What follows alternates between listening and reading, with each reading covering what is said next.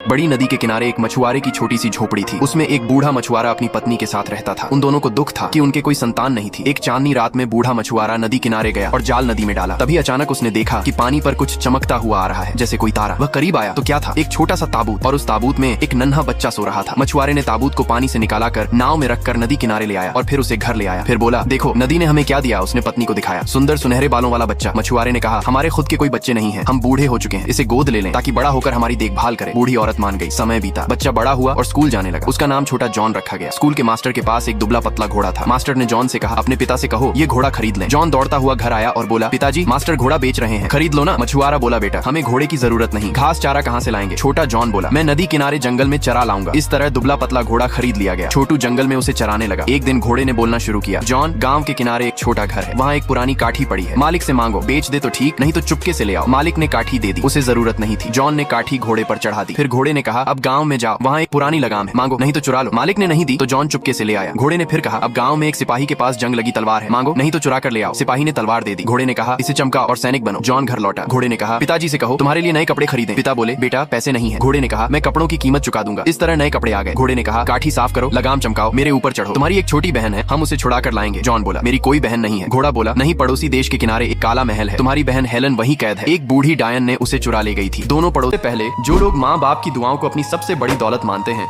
वो इस वीडियो को लाइक करें, चैनल को सब्सक्राइब करें और कमेंट में रेड हार्ट जरूर भेजें। उसी देश के किनारे पहुंचे। वहाँ एक घर था जिसमें हेलन कैद थी। घोड़े ने कहा, दरवाजे पर 3 लात मारो, नहीं खुले तो तलवार से 3 वार करो, फिर भी नहीं खुले तो इधर उधर देखो, कुछ दिखे तो मेरे ऊपर कूदो। जॉन ने लात मारी, तलवार मारी, दरवाजा नहीं खुला। देखा तो एक बूढ़ी डायन आ रही थी। घोड़ा दौड़ा बहुत तेज। नदी किनारे पहुंचे ही पीछे देखा तो डायन पीछे आ रही थी, लंबी छड़ी पर सवार, हाथ में झाड़ू। घोड़े ने नदी पार की। डायन ने झाड़ू से पानी मारा, पानी 2 हिस्सों में बट गया। घोड़ा बोला, सौभाग्य की बच गए। अगले दिन फिर गए। इस बार दरवाजा तलवार से तोड़ दिया। लड़की का हाथ पकड़ा लेकिन उसकी कमीज फट गई, बाहर नहीं निकल सकी। डायन फिर पीछे आई। घोड़ा तूफान की तरह दौड़ा। नदी पर डायन ने घोड़े की पूंछ पर झाड़ू मारा लेकिन घोड़ा उस पार पहुंच गया। डायन चिल्लाई, फिर आए तो सारे दांत तोड़ दूंगी। अगले दिन घोड़ा बोला, आज आराम करेंगे, कल चलेंगे। तुम्हारे बगीचे में एक पेड़ है, उस पर 3 सेब हैं, जेब में रखो। घर पहुंचकर एक सेब दरवाजे के नीचे, एक बीच में, जोर से फेंको, दरवाजा टूट जाएगा। जॉन ने वैसा ही किया। दरवाजा टूट गया। हेलन बाहर आई तो जॉन ने हाथ पकड़कर बाहर निकाला। तभी डायन आ गई तो दोनों भागकर घोड़े पर सवार हो गए। डायन फिर पीछे थी, छड़ी पर झाड़ू हाथ में लिए। घोड़ा बोला, मेरे पीछे देखो, मेरी पूंछ में आग लगी है क्या। जॉन ने देखा तो धूल का तूफान पीछे था। घोड़ा बहुत तेज उड़ा और सभी नदी के किनारे पहुंचे। तभी डायन अपने साथ 35 जादुई घोड़े लेकर आई तो जॉन का घोड़ा कूदकर नदी उस पार पहुंचा। डायन और उसके घोड़े नदी में गिरे और डूब गए। आज भी वे नदी के तल में पड़े हैं, अगर किसी ने निकाल न लिया हो। इस तरह जॉन ने अपनी बहन हेलन को बचा लिया और दोनों खुशी से हमेशा के लिए साथ रहने लगे।